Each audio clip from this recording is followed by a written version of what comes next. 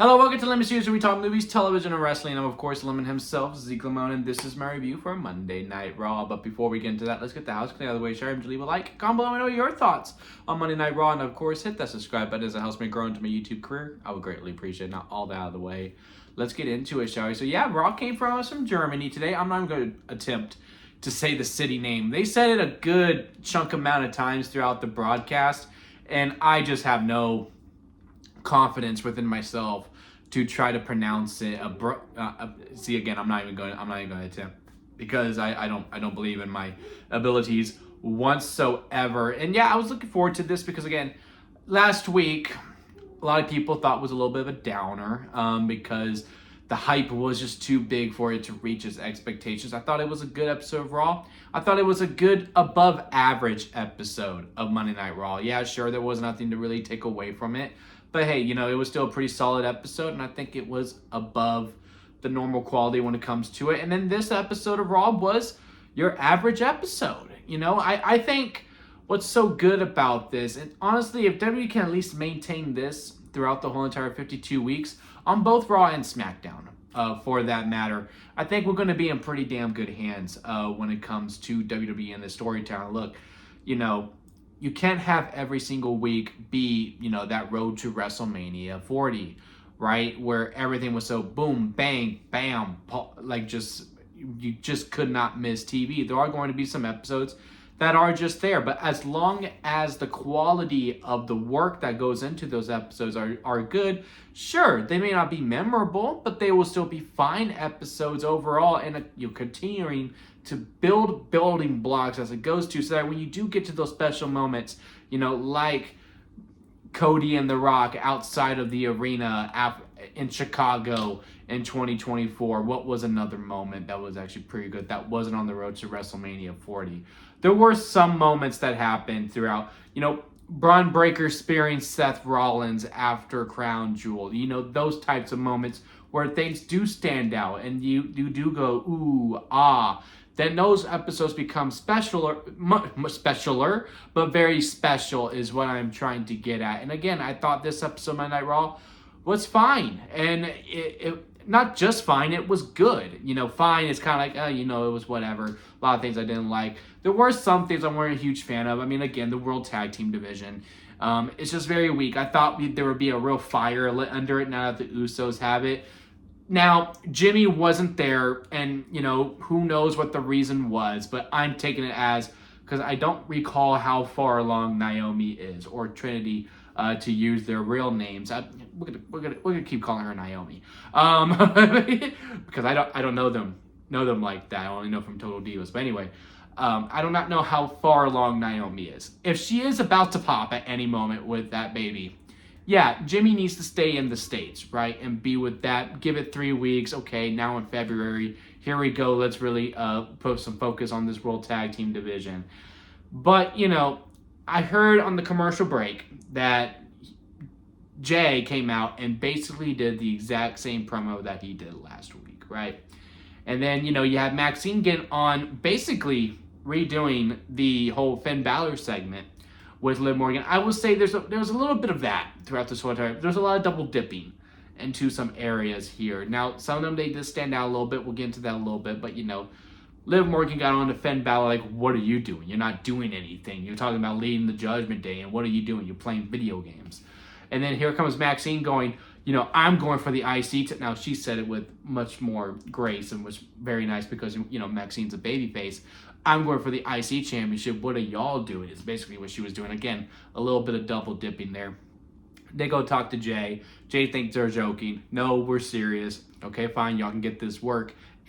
Little bare bones. But, you know, at least we are going consecutive weeks with this World Tag Team Championship. Because, again, sometimes those titles just disappear.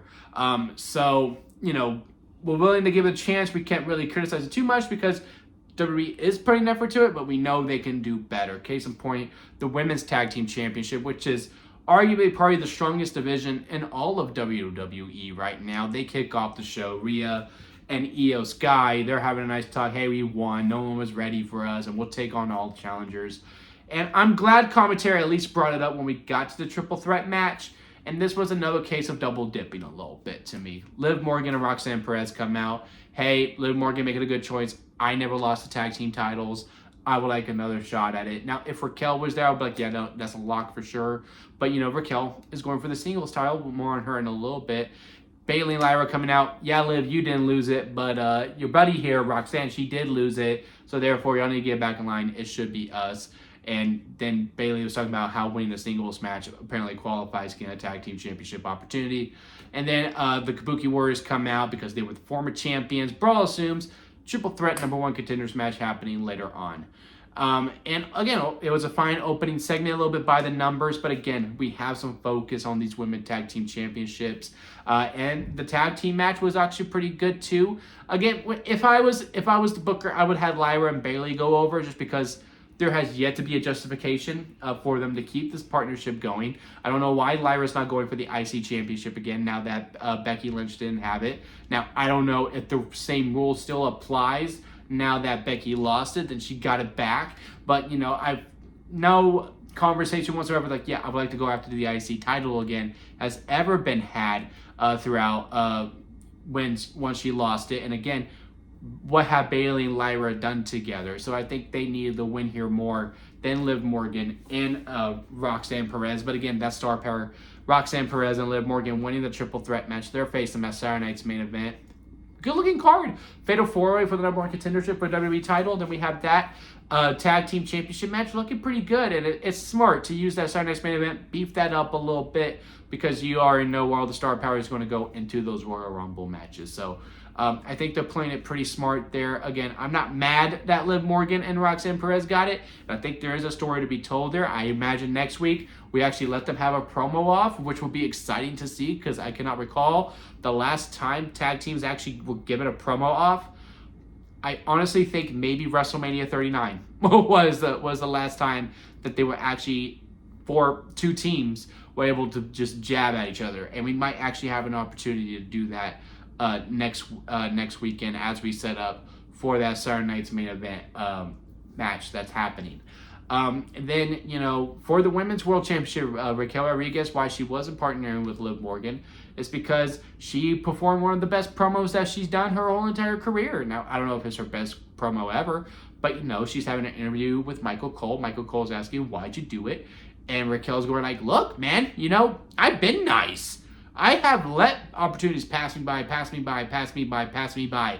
And, she's been the lackey of Liv Morgan. She's tired of it. She's ready to take. And, that triple threat match, she was kind of snubbed. It was her Tahana Bomb move that got the 1, 2, 3. But she wasn't involved with the 1, 2, 3 because Stephanie pushed her out of the way. So she wants that one-on-one championship match so that she can get the title. And I say, goddamn, pull the trigger. And it was a great promo. I thought the crowd really bought into her all the way through.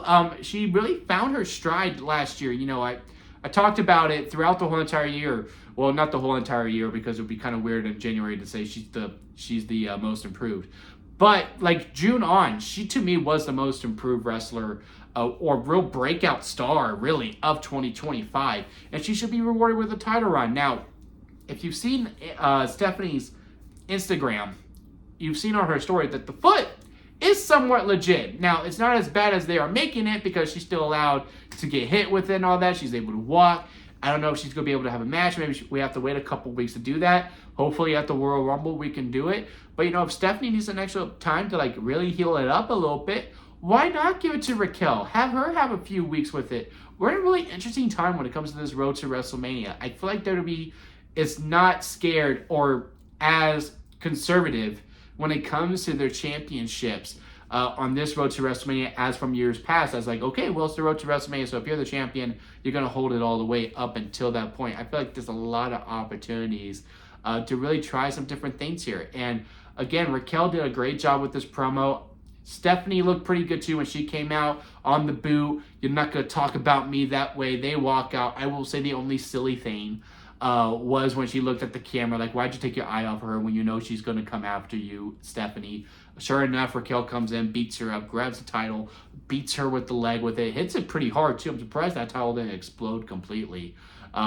on the floor over there. So yeah, good segment. I'm bought into the story. I'm glad Stephanie finally has a story. I don't think she necessarily needs to win. Raquel looks as strong as ever. Again, I would put the strap on her, and let's try this out and let's see where we go with it. Very, very good stuff when it comes to the women's world title. Hopefully we can have that same energy when it comes to Friday nights. But hey, we wait and see. Women's Intercontinental Championship match gets added for next week as well. I mean, I get it. We're in Belfast, Ireland. Becky Lynch should be in a match.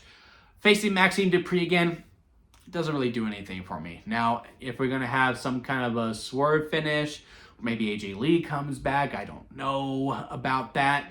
But I was ready to say goodbye to the feud last week is basically what I'm trying to say. Hey, we did it 4 weeks here and there. Let's move on. Let's get these people some different opponents. To go one more time.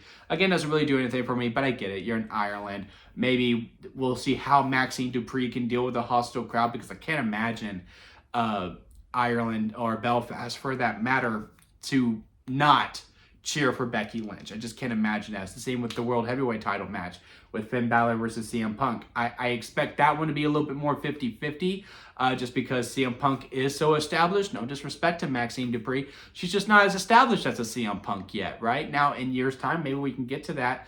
But, you know, the star power of Becky Lynch, plus her being having home field, yeah, I really have a hard time seeing Maxine Dupree not being cheered at all, really, when it comes to next week. So that's a little bit of interest to me. But overall, the match doesn't really do much for me. Men's IC title, Dominic is still out. We'll see once he does come back.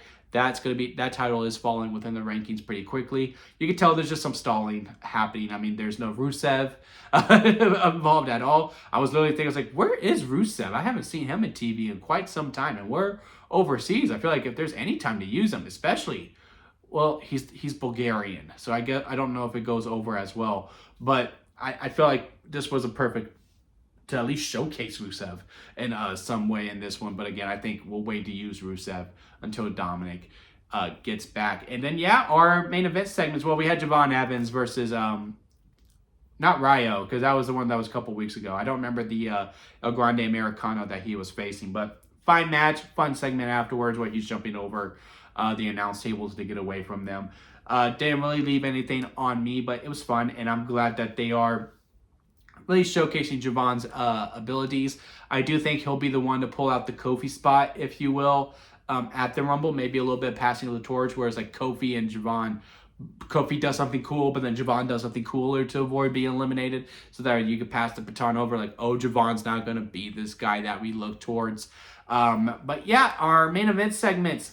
First, we have the tag team match with Penta and Dragon Lee versus Bronson Reed and Austin Theory. Fine match overall, but what happened in that tag match is really an afterthought, right? Because that was ended in a disqualification, because Braun Breaker comes running in with that amazing drone shot, legit destroys Dragon Lee, and then goes in and beats Penta as well. Match is called off. And then, you know, here comes Adam Pearce because he warned Paul Heyman earlier. And all of this stuff is really good. It's really elevated to a Braun Breaker type thing. And I kind of hope this leads to not necessarily Adam Pearce versus Braun Breaker, but, you know, you could really flip the script on the whole Vince McMahon versus Stone Cold Steve Austin, right? Like, yeah, sure, we all love to, like, tell our boss off and all that, but Adam Pearce is a babyface. So to kind of flip it where the supervisor, the manager, if you will, the boss is the good guy, and, you know, the reckless employee that you can't seem to get rid of is the bad guy. It's pretty interesting storytelling to see. Again, I wouldn't mind Adam Pearce coming out of retirement to have a match. I really wouldn't. But I don't necessarily need that. I just need this ongoing thing of, you know, trying to, you know, cage the beast, if you will, when it comes to Adam Pearce. But yeah, as they're going up, Adam Pearce is going off on Braun Breaker, and in the background you see Bronson Reed climbing up, tsunami, onto them, and they're continuing to beat him up. Chaos continues to pursue him, and then, you know, Adam Pearce puts his hand, not like attacks Braun Breaker, but, you know, he's pointing at him, he's doing all these things, and then Braun Breaker goes off, he loses it, starts choking Adam Pearce. Visual's like, hey, yo, bro, calm down. Later on, Braun Breaker gets suspended indefinitely. I'm like, we're going to do that again? Didn't we just do this with Drew McIntyre? Wasn't fully into it, but then Paul Heyman, like always, comes in to save it going, well, contrary to popular disbelief, but, from where I'm standing, you touched him first. So I don't think Braun Breaker is going to stay gone for a while. Granted, neither did Drew McIntyre. But again, that what makes it stand out from the angle that we did. Again, a lot of double dipping. That's what I was noticing as I was watching this episode of Raw. And then the CM Punk segment, at first I was like, well, this is a waste of CM Punk coming out to talk about going to be a fighting champion. I'm like, sir, your first defense was last week. But, semantics, right? And, I'm happy to finally move on from the vision and looking forward to other things ahead. Peace! And then here comes Finn Balor because as Liv Morgan after her, she told him off, hey, what are you doing? Finn is saying to himself, oh, I will show you. Comes out, sees the moment. Hey, Punk, when you first won that title, you put me as a name, so here I am. And Punk's like, I said that 2 months ago. Where have you been? And I really do think this is now the start of Finn Balor turning back to babyface and that we will get that normal entrance. Hell, we might get it next week since we are going to do the world title match. Again, to me, a little bit of a copy and paste from the opening segment. The only thing was, because a lot of people are like, why couldn't Finn Balor just do a match to just do a quick match to get the number one contendership? Because again, at that point, you are completely copy and pasting from the women's tag team title scene, right? Because Rhea and Io came out, then here comes some people. All right, now that set up a match. Punk comes out, here comes Finn Balor. Okay, and then that set it up a match, right? But yeah, everything like, hey, is it going to be me versus you, or is it going to be me versus you in the Judgment Day? Because I've already done the numbers game. You know what I can do with that. No, you won't have to worry about JD and Dom because they both hurt. But I will fight you. But since you've had home field, I want to have home field in Belfast, Ireland. Let's go ahead and do it. And the match is on. And everything Punk was talking about, like, you used to be all these different things. I'm really admired by you, but now you've been like sitting in the back. You've been playing video games, doing all these things again. It really just feels like we're really lighting a fire under Finn Balor, and that it will be maybe up until WrestleMania where Finn Balor is back to being that full-blown babyface, and then we'll see what we could do then, which I do think it is time. Finn Balor has been heel since 2022, yeah, maybe 2023, and again, I think it was 2022. Because the Edge feud was through 2022 leading into 2023 as we head to WrestleMania 39. So yeah, it's about time. He has been heel for over 3 years. And, a fresh coat of paint is probably needed at this point. Or old coat of paint. And going back to that old theme where, he's doing the whole chant, the hand gestures. And again, I think it will fit very well in today's WWE quite a bit. And again, we might get it next week. In all honesty with you, because I'm talking about where's that Finn Balor, where's that fire? Oh, you'll get him, and he'll be in home field. He's going to get cheered. Let's do it, and let's see what we could do there. And then, of course, our main event, AJ Styles versus Gunther. The match was good, right? Like, how would it not be good? I mean, AJ working the leg. It was a real true, cutting down the tree type storyline. It kind of reminded me of the TNA match between him and Kevin Nash a little bit, because he was just focusing on the knee, the 450 on it, going for the calf crusher. Gunther doing the Brock Lesnar spot with the hair, beating him down to break it up. And then, oddly enough, we also did another callback to Brock Lesnar a little bit, because the finish, AJ gets him back in the calf crusher because AJ goes, I'm going to make you tap out. And I have two different thoughts when it comes to it, because overall, I like the finish. I really did. Gunther, knowing where the referee's position is, and Gunther with the high ring IQ that he has, knowing that AJ wants to tap him out, knowing the referee's out of position, goes through, fake taps out on his side, which forces AJ to break. And, everyone's kind of looking at AJ kind of crazy, like, what are you doing? What's going on? And then, as the referee is clearing it out with the ring announcer that, no, this match is going to continue, Gunther hits him with the low blow. Powerbomb, 1, 2, 3. We go back. Commentary's debating about it. Gunther tapped out. Way Bear going, no, he purposely did that, which I tend to believe. I think Gunther purposely did that to get over AJ. And then as you show the replay, Gunther's looking back at the ring going, and I'll do it again. And again, since Gunther's the main character, I like it. And again, I think overall the plan for WrestleMania it's these two in a match that's going to be career threatening. I must beat you, and if I can't, I need to go ahead and leave. And maybe WrestleMania is the final time he sees AJ Styles, since he does plan to retire at some point in 2026. There's that jeopardy, but will it be that soon within 2026? Who knows? There's no other time to go out at WrestleMania. It's a really good program, and you could do it in a submission match too, where it's just pure grappling. I think there's a lot of opportunities to be done there. So overall, I liked it. The only thing I didn't like is that AJ kind of came off as a goof, especially with him being a vet. He should know at the point, no matter where someone's touching him, or how it feels like a tap out, or if it looks like a tap out, if that bell ain't ringing, I ain't letting go. So I guess it's the overzealousness of it, because again, earlier on with AJ going, I'm going to make you tap out, and he did it, and he was just so happy about that, and then that's what got him over it. That's how I'm going to kind of perceive it. But overall, that was the only thing I didn't overall like about it. If it was, let's say, a Gunther versus Javon Evans, since we're going to work this rookie storyline with Javon, boy, hook, line, and sinker, I loved every single bit of it. But again, go back to SummerSlam in 2015, I believe, Undertaker versus Brock Lesnar, that finish, Taker making it look like he tapped out, so that way Brock would let go of the Kimura, and Brock Lesnar broke it up. And who am I to say the difference between Brock Lesnar and AJ Styles when it comes to their ring IQ and understanding when they should break it up? And, I didn't like the finish of the Undertaker versus Brock Lesnar match either, to be honest with you, at the time. Now I really do appreciate it. So, again, it's going to be something I wrestle with throughout. But again, overall, understanding where the story needs to be and that Gunther needs to be the focus, I overall like it. And overall, this episode of Raw, I enjoyed too. I had a good time with everything that we did. Again, we'll continue to build building blocks. It makes me intrigued to see next week's episode. Yeah, sure. Will I remember this episode 5 years from now? Maybe not. Maybe I'll remember that AJ Styles versus Gunther finish, depending on how we finish off the storyline. But yeah, not everything needs to be absolutely amazing 10 stars of 6.25 stars in the Tokyo Dome. It just needs to be solid episodes of wrestling, or promos, because honestly, this Raw was much more talking than it was wrestling. But hey, sometimes you need to do what you need to do, and I think this episode of Raw benefited from that. But yeah, let me know what y'all thoughts on this episode of Raw down in the comment section. Leave a like if you made it this far within a review. I do greatly appreciate it. Hit that subscribe button as it helps me grow into my YouTube career. And don't forget to squeeze the days, guys, because life is too short not to give you. Also squeeze every opportunity that you can. Until next time, I'll see you here at Lemon Studios.